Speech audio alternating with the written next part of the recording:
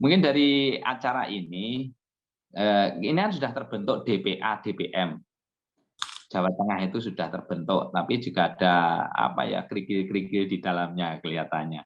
Saya juga alhamdulillah, kok alhamdulillah ya, kebetulan ya. Kok alhamdulillah kok disyukuri itu bukan nikmat. Kebetulan kami itu ditunjuk menjadi duta petani andalan.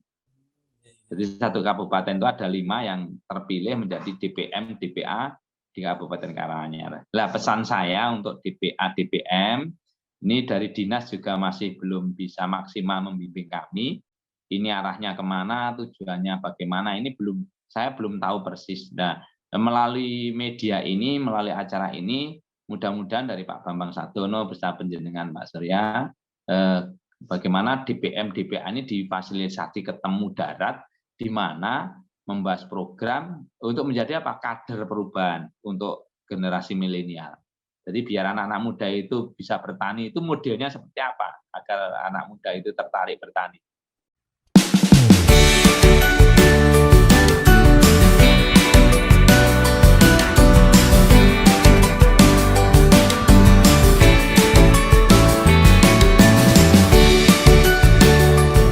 Saya Bambang Sadono. Saat ini saya sedang berada di Soto Kemiri, Pak Rasdi Tarsan di Kota Padi. Ini soto terenak, Soto Kemiri terenak. Karena di Desa Kemiri ya Bu. Di Desa Kemiri dan masaknya pakai kemiri. Kita belum ke Padi kalau belum mencoba Soto Kemiri. Terima kasih, saya Bambang Sadono. Inspirasi untuk bangsa, inspirasi Jawa Tengah dan Bangsa TV.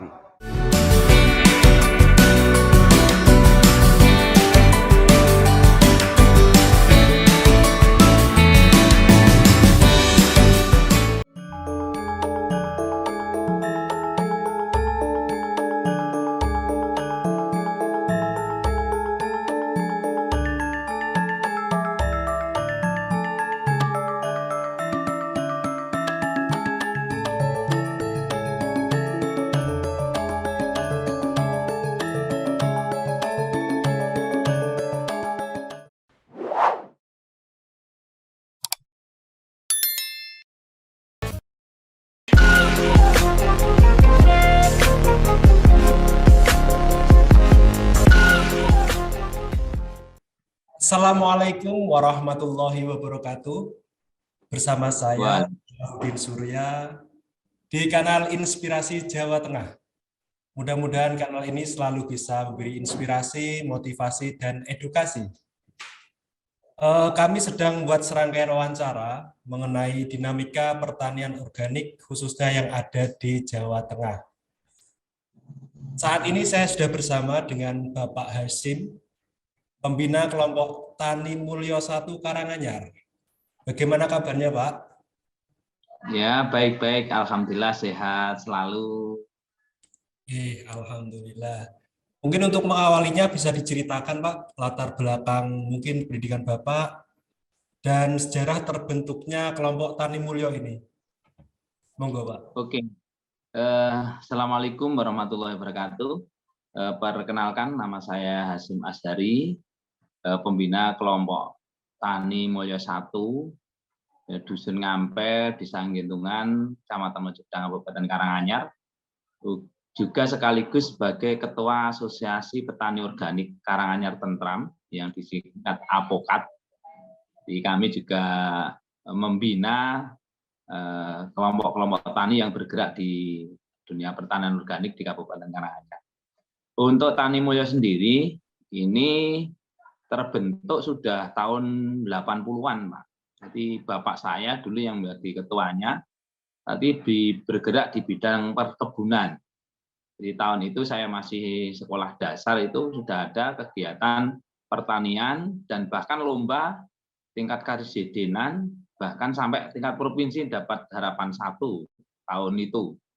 Kemudian karena bapak saya sudah sepuh, Tani Mulyo ini ya kurang begitu maksimal. Baru tahun 2009 kita aktifkan lagi dengan anggota yang baru, yang waktu itu tahun 2009 itu ya didominasi yang muda-muda, petani muda, keluarga muda yang menjadi anggota kami. Dan karena waktu itu ada fenomena kelangkaan pupuk, momentum itu saya gunakan untuk bergerak di pertanian organik. Alhamdulillah selama 2 tahun berturut-turut kami sudah melalui masa konversi dari konvensional menuju ke organik. Baru tahun 2011 kita diajukan untuk sertifikasi organik, dan alhamdulillah di akhir tahun itu kami lolos sertifikasi organik dari lembaga sertifikasi Lesos Mojokerto dengan lulus, maksudnya lulus sampai hari ini perpanjangan yang keempat.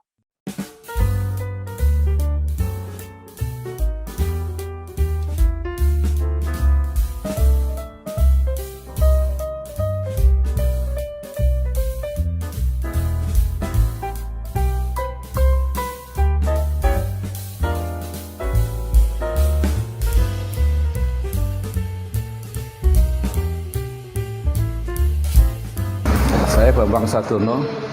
Saya sekarang sedang di Desa Kenteng, Cepu, di warungnya Bunur, spesial jendil. Jendil ini adalah ikan paling enak di dunia, yang hanya ada di Bengawan Solo. Jadi orang belum dikatakan pernah ke Cepu kalau belum pernah makan jendil. Nah, datanglah ke warung Bunur di Desa Kentong, Kentong Cepu. Ada yang digoreng, ada yang di Karangasem. Sampai ketemu di Kentong Cepu.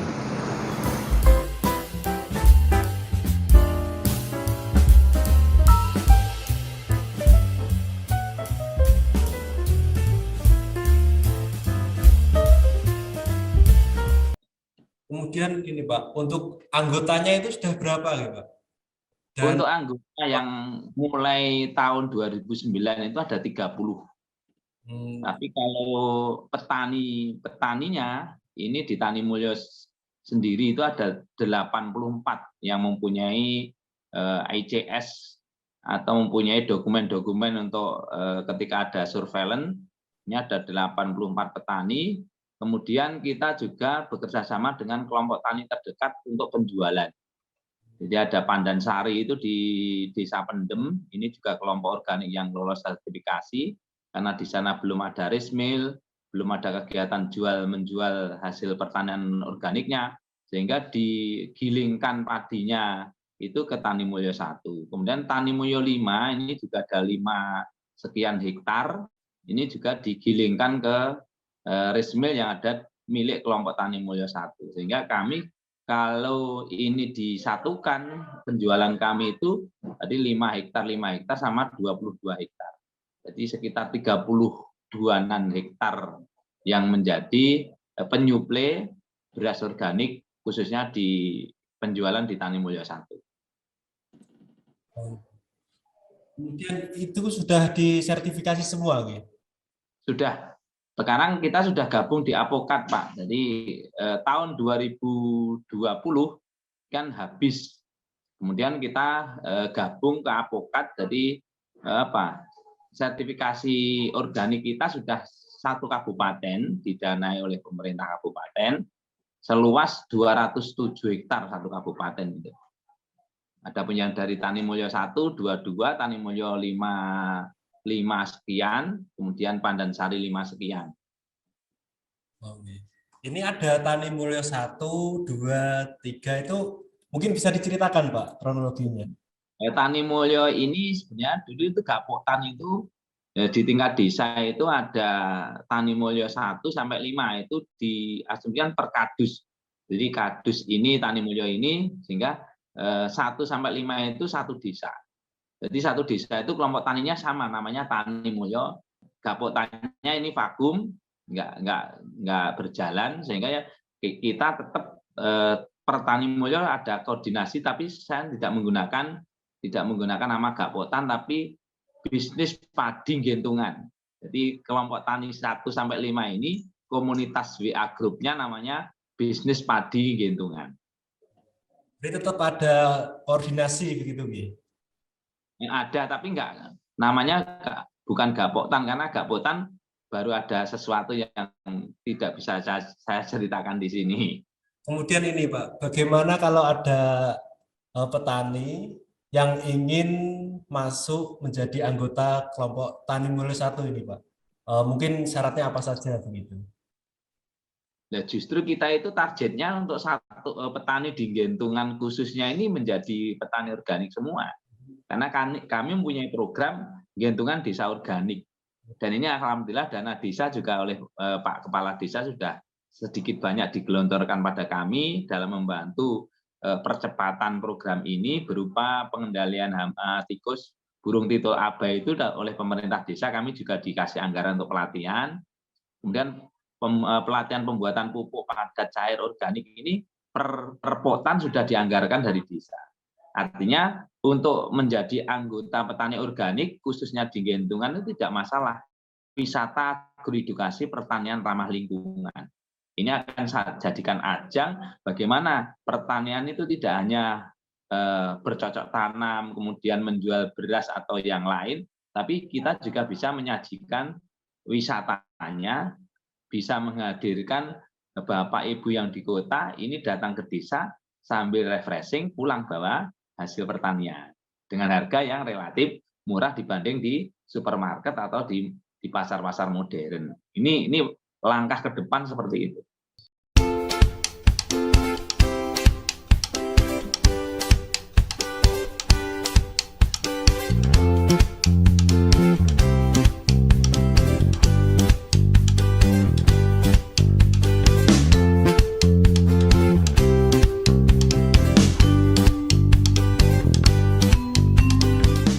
Saya Bambang Sadono merekomendasikan sate rumah makan Sambung Roso, sate kambing muda, ada gulai, tongseng, tengkleng. Ini tidak yang paling enak di Grobogan, tapi mungkin sate kambing paling enak di seluruh dunia.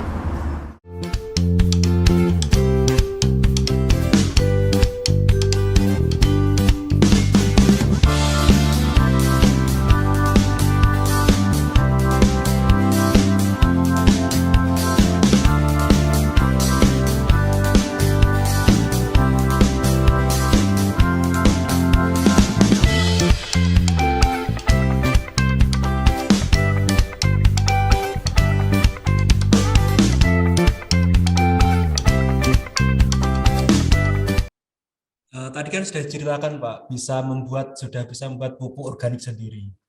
Itu prosesnya bagaimana? Apakah itu cukup untuk semua lahan begitu?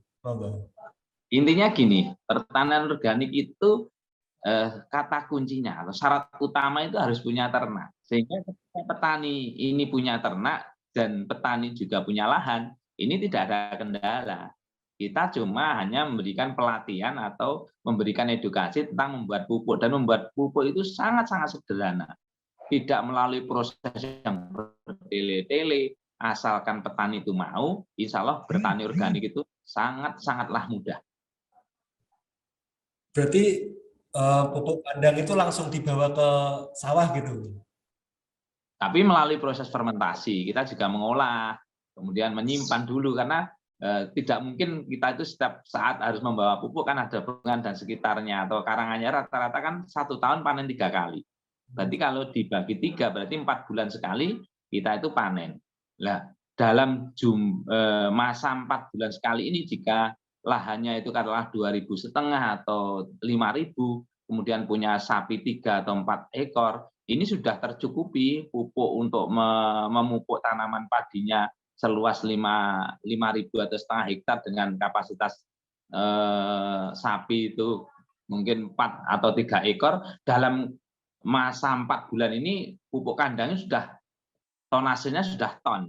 Nah, ini bisa dibawa ke lahan pertanian di saat-saat pemupukan. Dan ini sebelum itu berarti diolah dulu, difermentasi di kandang-kandang milik petani yang mempunyai sawah tadi. Dari luas lahan tersebut itu apa saja Pak yang sudah dihasilkan? Produknya apa saja nih? Maksudnya?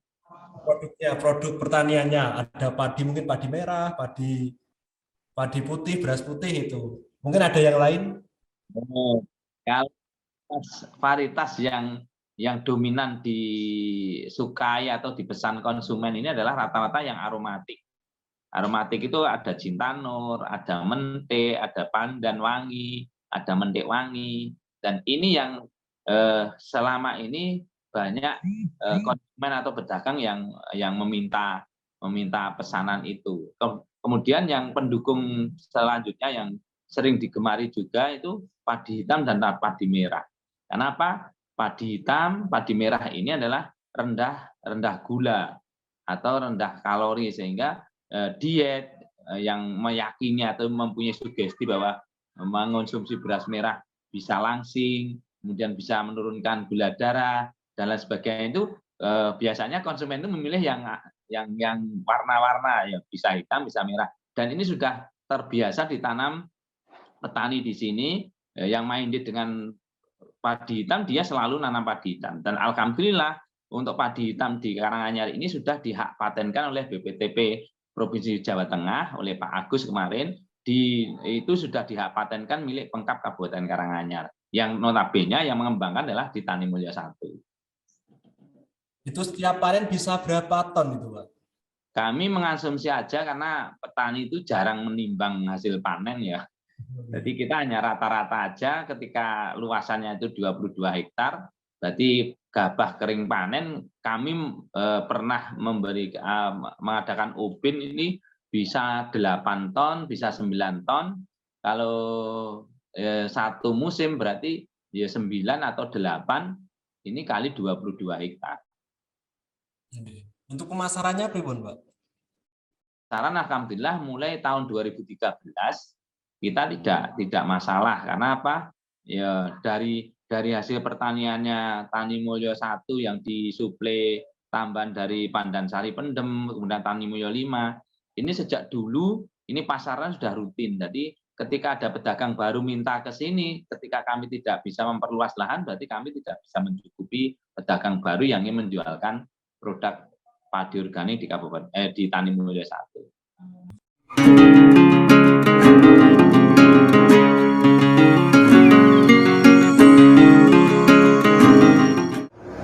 Saya Bambang Sadono, sekarang sedang bersama dengan Haji Iksan Haryanto yang mendirikan dan mengembangkan kopi cangkir lelet di Rembang.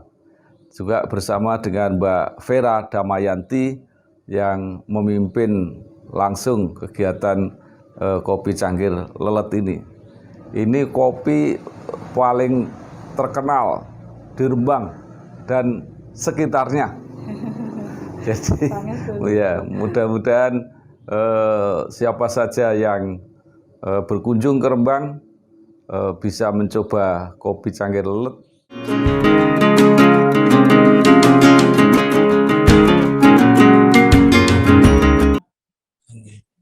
Kemudian ini Pak, menurut Bapak itu apa keuntungannya bertani secara organik dibandingkan dengan yang konvensional begitu? Dari segi keuntungan tentunya banyak aspek. Yang pertama kita tidak bicara harga dulu. Yang pertama keuntungannya adalah efisiensi biaya operasional usaha tani. Karena kalau konvensional tentunya dia harus mencari pupuk, dia harus punya kartu tani, harganya juga masih disubsidi pemerintah, ketika tidak disubsidi juga mahal, dan walaupun mahal itu terkadang ketika saat-saat pemupukan itu bisa langka dan lain sebagainya. Artinya ketika pupuk organik ini sudah ada di sekitar kita, sudah ada di depan kita, sudah ada di belakang rumah kita. Ini yang aspek pertama. Kemudian yang kedua tentunya kesuburan lahan kita akan semakin subur karena residu-residu kimia yang ditinggal di lahan kita tidak ada. Karena itu alam. Alam itu berarti pupuknya petani-petani kita zaman dulu. Hanya daun-daunan dan lain sebagainya. Ini kita kembali ke alam lagi. Artinya dari keuntungan selain tanah kita subur, tentunya kehidupan di dalam lahan pertanian kita juga semakin dinamik atau semakin bervariasi. Ada belut, ada cacing, ada makhluk-makhluk hidup yang lain selain bakteri-bakteri pengurai sisa-sisa hasil pertanian yang masih tertinggal di sawah ini akan diurai oleh bakteri-bakteri yang tersuplir di dalam pupuk kandang kita. Artinya dari segi itu kita sudah yang ketiga tentunya harga. Kalau sudah ke harga berarti petani organik ketika menjual padi organiknya atau beras organiknya ini lebih mahal daripada yang konvensional. Dari 3 aspek inilah kenapa kita harus mempertahankan, bahkan seharusnya ini pemerintah ketika Indonesia ini bisa meninggalkan atau mengurangi kimia, kenapa ini tidak menjadi program nasional? Mengenai harga Pak, itu selisihnya bisa berapa nih? Itu tergantung packaging ya, karena ternyata ketika kita sudah masuk dalam ranah perdagangan, harga itu sesuai permintaan konsumen. Konsumen itu yang punya uang, ini tidak ingin beli itu curah. Padahal kalau curah kan ya agak murah karena tidak ada branding, tidak ada biaya-biaya. Tentunya konsumennya juga ingin branding yang baik, tulisan-tulisan yang bervariasi, kemudian harus divakum, kemudian hanya belinya 1 kilo dan lain sebagainya. Tapi kalau permintaan curah kan simple, dia beli diwadahi karung, berangkat kan ini tidak ada proses yang begitu banyak mengeluarkan biaya. Artinya dari harga tentunya ini tergantung konsumen minta kriteria yang seperti apa. Kalau curah itu selisihnya cuma 1.000 sampai 1.500. Tapi kalau sudah di packaging itu harganya juga akan naik lagi karena juga melalui proses biaya. Untuk kelompok Tani Mulyo 1 ini apakah sudah punya mesin packaging gitu Pak? Ya karena kami dari dulu itu jualnya curah dan repacking sendiri di pedagang sana, dan ini pedagang sana juga disurveillance oleh lembaga sertifikasi karena repacking. Jadi kalau kami untuk alat selama ini ya enggak atau belum membutuhkan, karena memang yang konsumen yang datang ke sini itu rata-rata saya jual curah kemudian langsung konsumen. Kalau langsung konsumen kan nggak harus ribet di vakum dan lain sebagainya. Artinya dari konsumen datang ke sini ya udah beli kalau untuk 1 bulan keluarganya besar ya mungkin beli 25 curah kan untuk 1 bulan. Tapi keluarga kecil mungkin belinya 20 kilo atau 15 kilo atau 10 kilo. Jadi konsumen yang datang ke sini itu nggak ribet minta packaging, nggak ribet minta sesuatu yang aneh-aneh gitu. Kecuali nanti kalau sudah masuk supermarket atau pasar modern, saya yakin nggak ada di sana beras curah. Kemudian selama ini masalah apa Pak yang dihadapi? Mungkin baik saat proses produksi maupun pemasarannya. Bagaimana? Halo, tes. Halo, tes. Diulang coba. Permasalahannya apa saja gitu selama ini? Mungkin dari kalau permasalahan maupun pemasaran produknya. Kalau permasalahan sudah saya bilang awal, kita dari pemasaran tidak ada masalah. Permasalahan kami kalau di organik itu ya merubah mindset petani itu yang kami terkadang terkendala. Karena sisi lain petani sekarang ini kan dihadapkan dengan semua yang instan. Padahal proses pertanian organik itu nggak boleh instan, harus ada proses, harus ada pembuatan pupuk, harus membawa ke sawah dan lain sebagainya. Tapi rata-rata yang menjadi kendala kami secara umum itu adalah mindset petani yang sekarang terminabubukan dengan yang instan. Ya ini tugas kita bersama. Bagaimana pertanian kita ke depan ini juga tanahnya harus disuburkan dulu. Saya menjadi apatis ketika pemerintah menyanangkan percepatan hasil dan sebagainya tanpa memperbaiki struktur tanah itu, yaitu hanya program saja. Sekarang tanah kita sudah capek loh, ditanami 1 tahun 3 kali, kemudian dihantam dengan kimia, dihantam dengan herbisida, dihantam lagi dengan teknologi-teknologi yang mempercepat hasil dan lain sebagainya. Alam kok dimodif seperti itu tentunya akan ada kendala, ada plus minusnya. Jadi kendala kami di pertanian organik itu mindset petani yang harus diedukasi.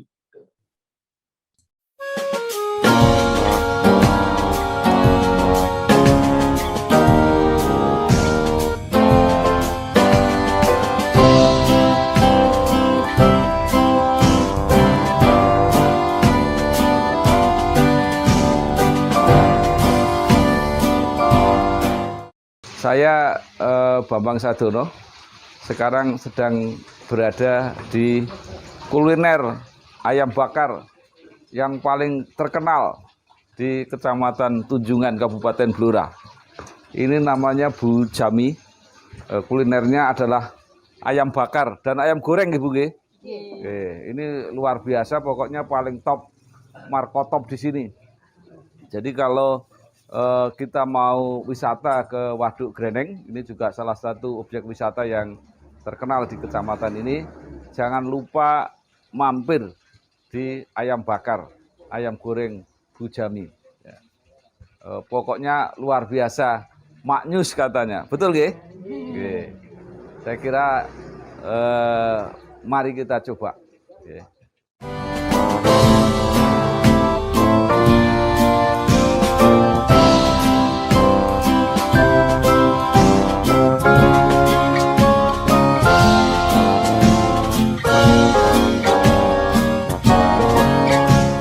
Untuk mengubah mindset ini, Pak, mungkin ada program-program tertentu gitu, mungkin penyuluhan, Ya, mengajak. sudah saya di awal. Saya itu orang pemberdayaan ya, Mas. Jadi saya itu bahasa kami orang penyuluh swadaya. Jadi kemarin itu Pak Wabub, Pak Wakil Bupati, ketika datang di acara panen raya di Tumpeng ini, saya sampaikan karena kenalnya saya dengan Pak Wabub ini ketika saya safari ke kelompok-kelompok tani di Kabupaten Karanganyar bagian atas, dari Jenawi, dari Kerjo, dari Ngagoyoso, Matesih, kemudian 4J, Jumapolo, Jatipuro, Jumantono, Jatioso. Ini saya kan ada kegiatan bersama teman-teman ini mengadakan pelatihan-pelatihan. Ya kemarin kita safari itu yang membiayai dari BI. Jadi ada pelatihan biaya dari BI, tapi kan kalau ini di unsur apa ya, kita bekerja kan nggak sesuai karena hanya pelatihan kan. Satu hari uang transport 50.000, yo kalau kita itu bahasa ekonomi ya rugi. Tapi karena kita orang swadaya, kita itu nggak menghitung rugi. Tapi bagaimana petani memanfaatkan limbah ternaknya untuk kembali ke sawah. Jadi merubah mindset tentunya ini butuh waktu, perlu dukungan dari semua pihak. Karena yang mempunyai kebijakan itu pemerintah, tentunya pemerintah melalui Dinas Pertanian ini menjadi garda terdepan kita untuk bekerja sama. Bagaimana ketika pelatihan ini paling tidak kita mengumpulkan petani kan juga harus ada minum, harus ada snack, gitu. Dan ketika ada minum snack kan berarti ada budget, ada uang. Nah, apa yang saya yang menganggarkan kan nggak mungkin. Saya datang sudah korban waktu, korban pikiran, masa saya harus meninggali uang untuk beli snack atau minum di tempat pelatihan kan nggak mungkin. Yang kedua, tentunya sudah saya sampaikan tadi, bahwa untuk bagaimana petani ini agar agak cepat untuk berubah mindset, kita agukan, kita kemas dengan wisata. Sehingga nanti petani akan terbiasa dengan konsumen yang datang langsung ke situ. Nah, situlah ketika harga beras ini agak mahal, saya yakin petani akan tergiur dengan harga-harga yang tidak sama di pasaran umum. Ini konsep-konsep kami ke depan, sehingga nanti mohon dukungan dari Pak Bambang Sadono, saking jenengan, yang dinamika Jawa Tengah ini, ayo Jawa Tengah dijadikan pertanian itu dikolaborasikan dengan pertanian. Karena kemarin kami juga diadakan pelatihan dari UNS di jurusan peternakan, Pak Profesor Sutrisno itu kemarin mengadakan pelatihan mengkolaborasikan antara pertanian, peternakan, dan perikanan. Artinya ketika ini konsepnya wisata berarti di sana ada sawah, di sana ada ternak, di sana ada ikan.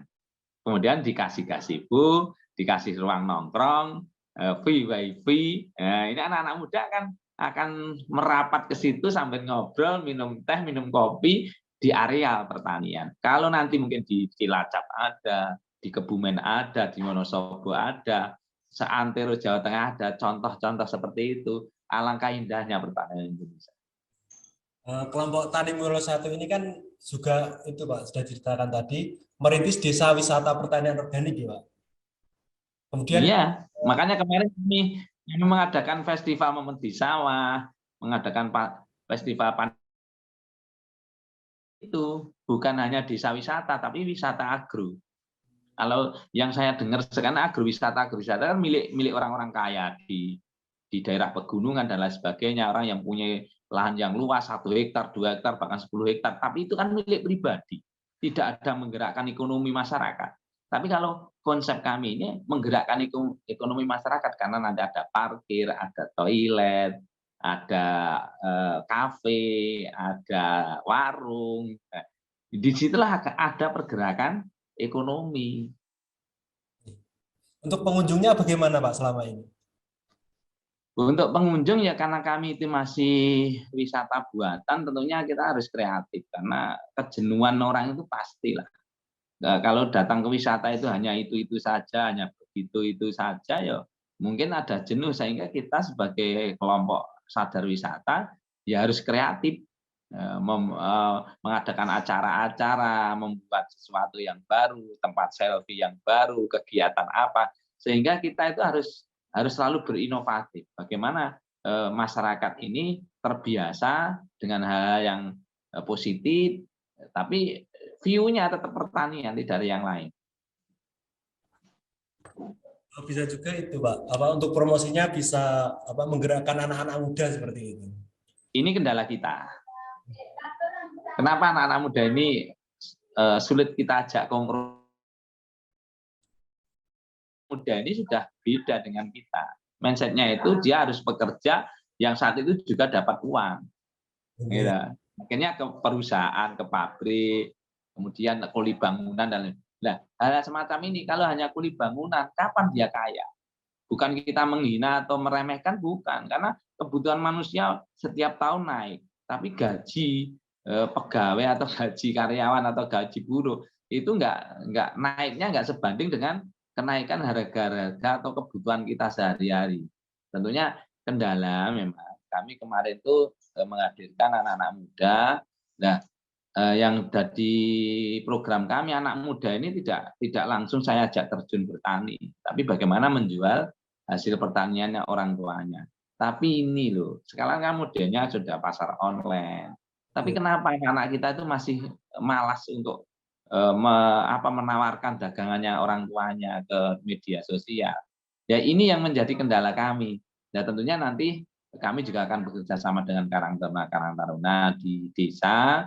Bagaimana konsep ini nanti semua mendukung. Pemerintah desa mendukung, tokoh masyarakat mendukung, tokoh agama mendukung, masyarakat juga mendukung. Tapi alhamdulillah di dusun kami, notabene Ngampel ini, saya merasakan, saya bangga sebagai warga masyarakat, karena apa, kegiatan-kegiatan kita itu selalu lancar. Mengadakan apapun, kebersamaan kita itu masih kuat. Sehingga ya kerja bakti atau kerja sosial itu masih dominan di sini.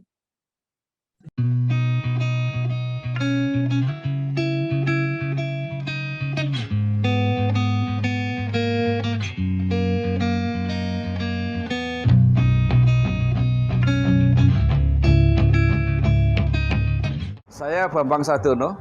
Saat ini saya sedang di Gubuk Botok Ayu, wisata kuliner Winong, Kabupaten Pati.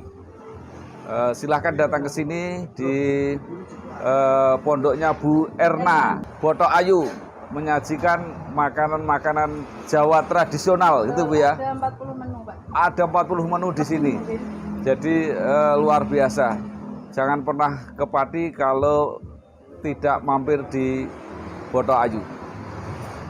Terima kasih, saya Bambang Sadono dari Inspirasi Jawa Tengah, Inspirasi untuk Bangsa dan Bangsa TV.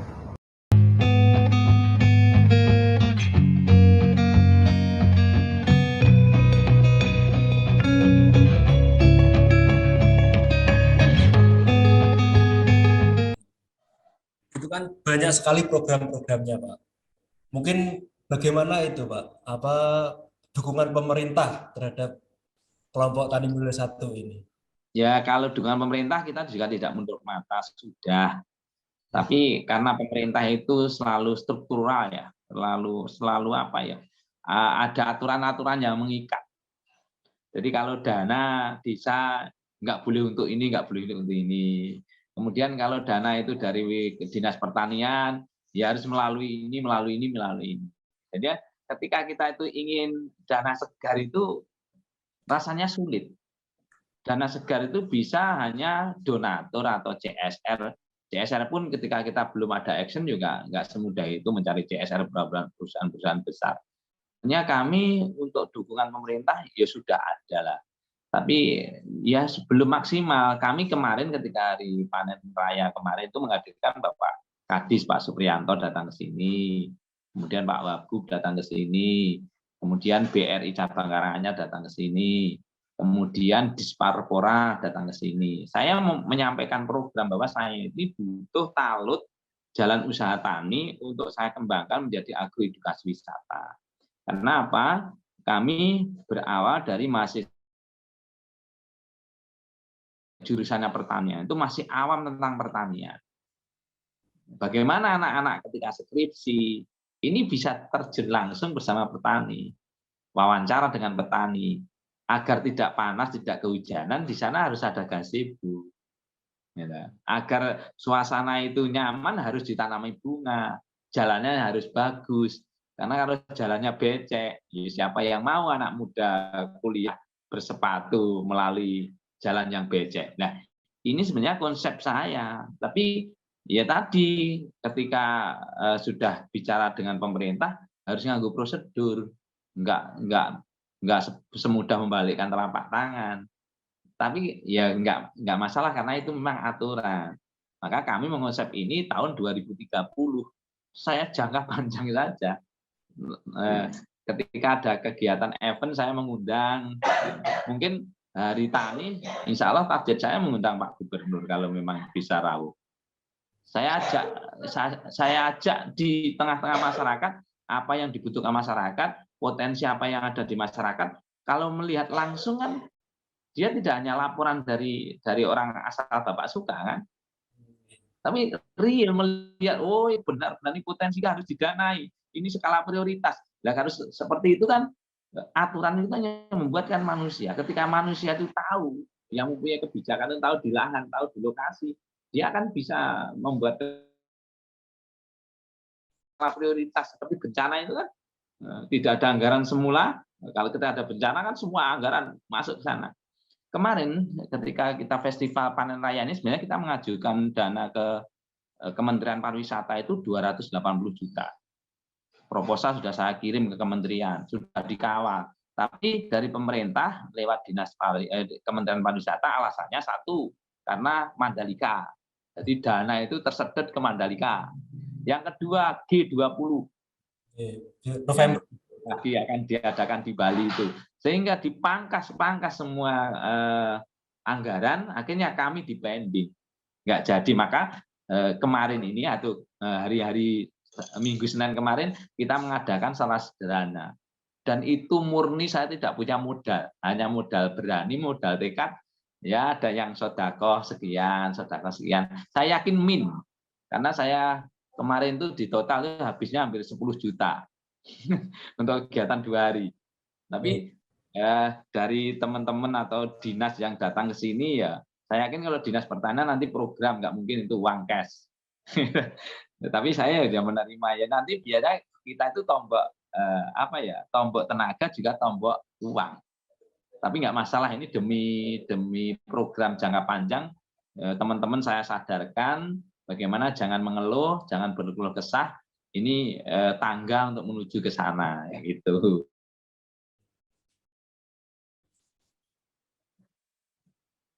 Terakhir Pak, mungkin bagaimana peluang para petani Pak, khususnya di Jawa Tengah untuk bisa menjadi pelaku petani organik ini?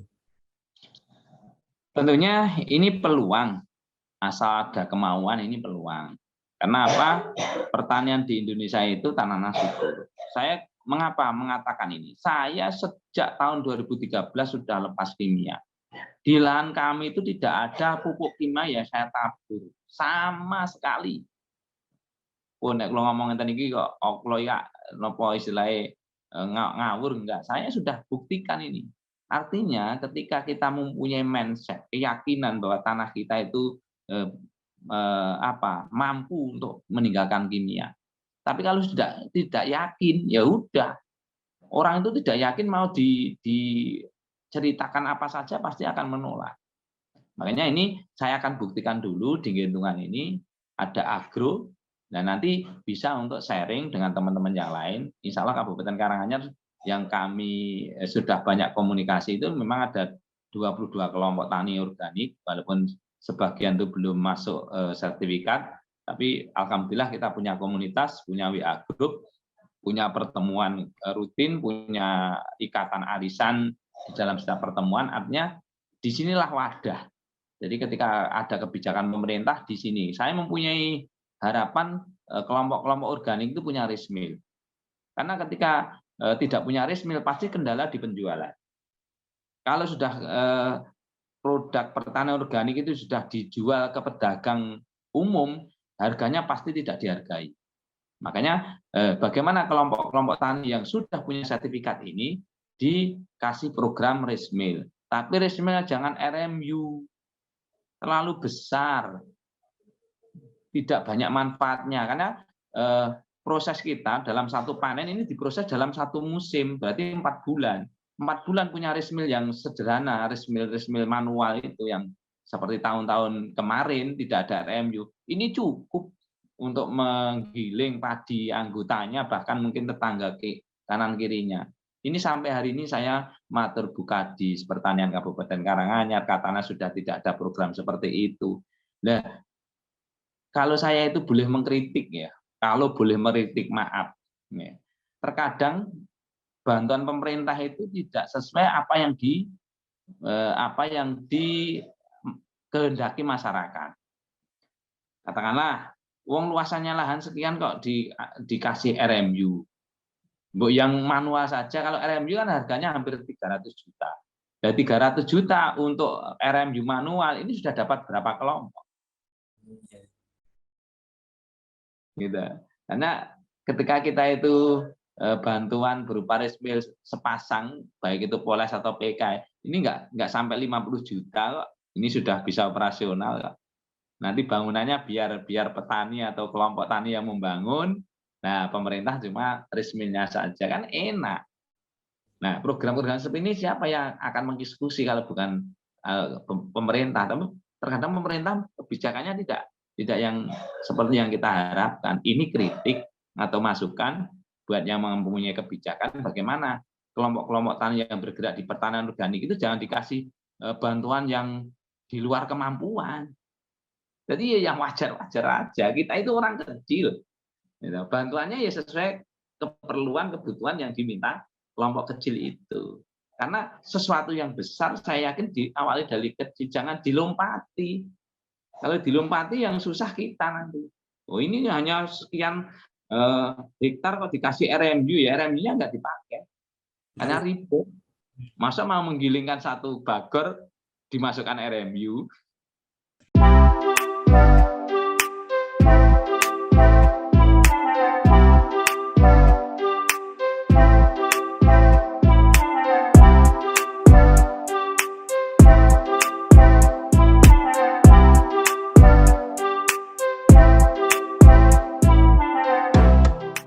Saya Bambang Sadono, sekarang sedang berada di warung makan Rindu Malam bersama Ibu Resmiati.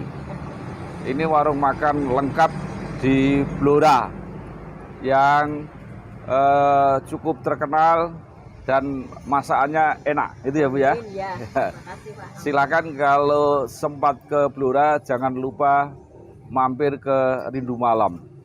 Bukanya cuma malam hari. Saya Bambang Sadono dari Inspirasi Jawa Tengah, Inspirasi untuk Bangsa dan Bangsa TV.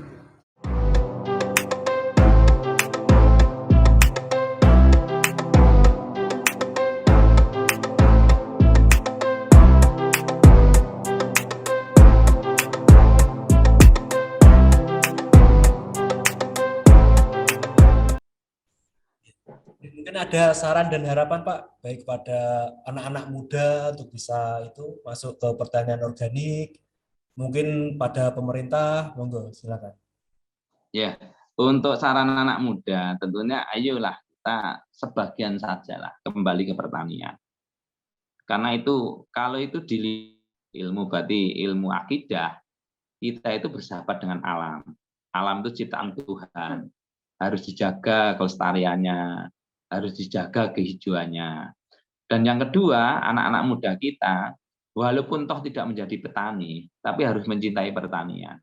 Sehingga ketika dia berkeluarga, ketika dia bekerja, rumahnya ini desainnya desain hijau.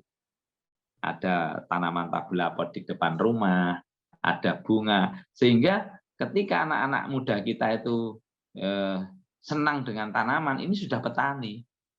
Tidak harus berbecek-becek. Nah, untuk mendapatkan uang, ya menjual dengan hasil-hasil pertaniannya. Misalkan ke perusahaan kerja di pabrik, jangan malu membawa beras. Mungkin ada teman sekantor atau teman seperusahaan nggak punya lahan atau nggak punya sawah, ya kan beli tuh. Nah, yang dibeli ya berasnya petani yang anaknya kerja di perusahaan itu. Nah, tinggal nggak usah ke mall. Nah, mall itu punya orang kaya, tidak semuanya harus ke mall. Nah, itu pesan untuk anak muda. Ayo bertani sekarang tidak harus becek-becek. Sekarang ada drone untuk nyemprot. Traktor juga bisa di remote, traktor juga bisa dikerjakan atau dioperasikan dengan anak-anak muda. Pemerintah sebenarnya sudah maksimal. Tapi terkadang kebijakannya itu belum sinkron atau belum nyekrup dengan kita yang menjadi petani. Sehingga ketika ada bantuan-bantuan ya harus dicari dulu, diverifikasi dulu. Ini cocoknya dibantu apa. Jangan dipaksakan. Kalau dipaksakan ya mangkrak, nggak terpakai. Coba dilihat saja kelompok-kelompok tani yang dipaksa dikasih bantuan. Saya yakin itu mangkrak. Kalau tidak pasti ada oknum yang menjual. Akhirnya jadi konflik dalam kelompok. Yang menjual pengurusnya, yang menjual mungkin ketuanya dan lain sebagainya. Akhirnya terjadi konflik internal. Kalau sudah konflik internal ya udahlah. Wah, salam itu kelompok itu. Dijak maju lagi nggak mau. Wah, saya hanya dijadikan alat pengurusnya.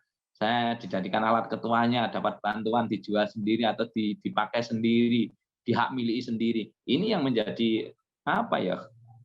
Yang menjadi kendala kita ketika kelompok itu nggak bisa bersatu, nggak bisa rukun, nggak bisa kompak. Ini hanya gara-gara itu. Kenapa?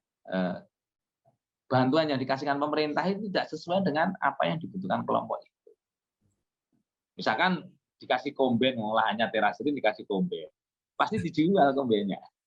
Nah, kalau mungkin pengurus atau ketua kelompoknya itu karakternya bagus, pakai ya bisa dialihkan yang lain untuk kegiatan apa. Tapi kalau pengurus dan ketuanya itu dijual, hasil jualnya ya dimiliki pribadi. Gitu aja. Terima kasih Pak Hasim. Semoga bisa bermanfaat bagi kita semua, terutama bagi generasi muda yang Oh ingin. iya, tambah satu. Mungkin dari acara ini kan sudah terbentuk DPA, DPM. Jawa Tengah itu sudah terbentuk, tapi juga ada apa ya kerikil-kerikil di dalamnya kelihatannya. Saya juga alhamdulillah, kok alhamdulillah ya, kebetulan ya. Kok alhamdulillah kok disyukuri, itu bukan nikmat. Kebetulan kami itu ditunjuk menjadi duta petani andalan. Jadi satu kabupaten itu ada 5 yang terpilih menjadi DPM, DPA di Kabupaten Karanganyar. Nah, pesan saya untuk DPA, DPM ini dari dinas juga masih belum bisa maksimal membimbing kami. Ini arahnya kemana, tujuannya bagaimana, ini saya belum tahu persis. Nah, melalui media ini, melalui acara ini, mudah-mudahan dari Pak Bambang Sadono bersama penjenengan Pak Surya, bagaimana DPM, DPA ini difasilitasi ketemu darat, di mana membahas program untuk menjadi apa kader perubahan untuk generasi milenial. Jadi biar anak-anak muda itu bisa bertani, itu modelnya seperti apa agar anak muda itu tertarik bertani. Sehingga ada konsep-konsep yang kita bikin aturan atau kita rumuskan, oh cara menarik petani muda agar nyaman menjadi petani seperti ini. Ada bimbingan, ada pelatihan-pelatihan, sehingga saya yakin banyak sekali anak muda yang mau bertani, tapi terkadang kalau saya bertani berarti saya tidak ada harapan untuk sejahtera, ada gambaran menjadi apa ya, nggak punya duit mungkin gitu. Sehingga kita akan pertemukan dengan petani-petani yang sukses agar menjadi inspirasi bagi anak-anak muda kita. Kalau ditemukan dengan petani-petani yang ya kotor-kotor, jelek-jelek, ya pasti dengan otomatis nggak mau itu gabung. Tapi kalau kita temukan dengan petani melon sukses, petani cabai sukses, peternak sukses, dan sebagainya, paling tidak dia akan terinspirasi mengikuti jejak mereka dan menjadi komunitas, punya komunitas jalan bareng, jalan sehat, atau ketemu di mana. Ini saya yakin akan menumbuhkan kepercayaan anak muda untuk kembali bertani. Mungkin itu Pak Mas Arya. Luar biasa sekali. Ya, sekali lagi terima kasih Pak Hasim. Iya, Semoga sama-sama. bisa bermanfaat bagi kita semua, terutama bagi Amin. generasi muda yang Oke. antara Nanti mungkin apa yang saya sampaikan ini menjadi sebuah gambaran bagaimana petani Jawa Tengah khususnya ini lebih maju dari petani-petani yang lain karena kita punya konsep, kita punya mimpi, kita punya program. Karena semua yang terlaksana hari ini, saya yakin ini program yang lalu. Apa yang kita dapat hari ini, saya yakin itu konsep yang lalu. Tidak mungkin semua itu karena tiba-tiba, walaupun ada, tapi tidak semuanya itu secara tiba-tiba. Insya Allah semuanya melalui proses. Tuhan kita menciptakan bumi, langit, pun itu sudah jadi, tapi Tuhan kita juga mulai proses 6 hari. Ini bukti bahwa kehidupan ini melalui proses, dan kita jangan takut dengan proses. Mungkin itu yang bisa saya sampaikan. Satu kata, kita harus cinta pertanian, walaupun bukan petani. Baik, terima kasih Pak Hasim. Assalamualaikum Sama-sama. warahmatullahi wabarakatuh. Warahmatullahi wabarakatuh.